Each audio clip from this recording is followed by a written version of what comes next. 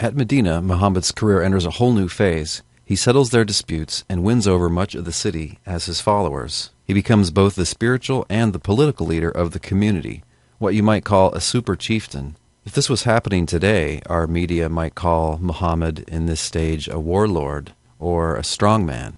But of course he was much more than that to his followers. He was the messenger of God. Obviously, Muhammad was a respected and very charismatic individual, but he wasn't able to win everyone over. Persuasion was not enough. He had to use force. There were 3 Jewish clans, and none of them accepted him as a prophet of the one true God. And those 3 Jewish clans may have been up to half of the residents of the city. Early on, Muhammad tried to bring them on board with various concessions, such as prayer towards Jerusalem, but they weren't to be persuaded. The first of these tribes he kicked out. The second he kicked out and took all their stuff. He plundered them. The third Jewish tribe he accused of plotting together with his enemies in Mecca. He executed their men and sold their women and children into slavery. On some versions of this story, others do the execution, but in the early biography by Ibn Ishaq, Muhammad cuts off all the 600 or 700 heads himself. It's an imitation of this that Islamic radicals today cut people's heads off.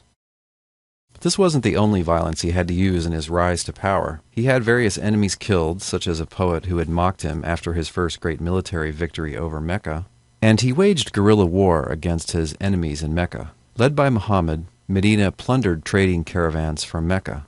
This strategy worked. It cut off the Meccans' trade routes and cut off their main source of wealth. Guerrilla war just means the kind of tactics adopted by a smaller against a larger power. So instead of facing up with them on a battlefield, you harass them, you sneak attack them and then run. You use that kind of tactic to wear down and discourage your enemy. And evidently Muhammad was good at this. A series of battles ensued, but in the end, Muhammad's Medina was on the rise and Mecca was declining. And at this point, the Meccans were willing to cut a deal. They signed a truce with Muhammad and Medina in 628. At this point, we'll pause to consider a famous alleged incident in Muhammad's life called the night journey.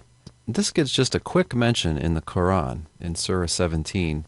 Glory to him who makes his servant travel by night from the sacred place of worship to the furthest place of worship. This is normally understood to be a literal and miraculous one-night journey from Mecca to Jerusalem and back, a round trip. The Quran doesn't say all that, but that's how it's been understood, and this story is elaborated in some hadith reports. In this famous artistic rendition of the night journey, you can see the angel Gabriel here in blue, leading Muhammad. Muhammad has his face covered by a veil here and is glowing with glory, as is the tradition of depicting him in a lot of Islamic art. He's riding a mythical creature named Barak. The name Barak may be related to the Arabic word for lightning. In this story, Muhammad passes through multiple levels of heaven. He sees Adam, he sees Jesus, and others. Finally, he reaches Abraham in paradise. He also talks with Moses, and he sees that Moses is weeping. Why is Moses weeping? Because Muhammad's followers will enter paradise in greater numbers than his followers.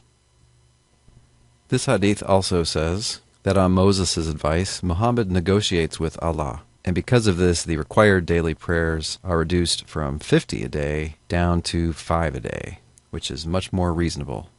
Heck, even 5 a day is pretty hard to keep up with. Let's get back now to Muhammad's earthbound career. The truce of 628 doesn't last very long.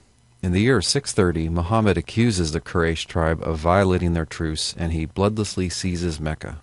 He takes it, but they don't resist. He marches in with an army of 10,000 troops, and the city surrenders to him. His first order of business is to go to the Kaaba shrine and to personally destroy all of its idols. By doing this, he purifies it and recommissions it for Islamic use. The various tribes in the Arabian Peninsula saw Muhammad as ascendant. His star was on the rise, and they continued to unite under him.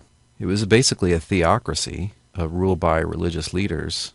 Well, a one-man theocracy, ruled by a prophet. I don't think there's a word for that. Prophetocracy. They bonded together as an Islamic community, as one ummah, united in belief instead of separated by their traditional tribal differences. And this unity was to make them powerful. In our next segment, Muhammad's marriages and death.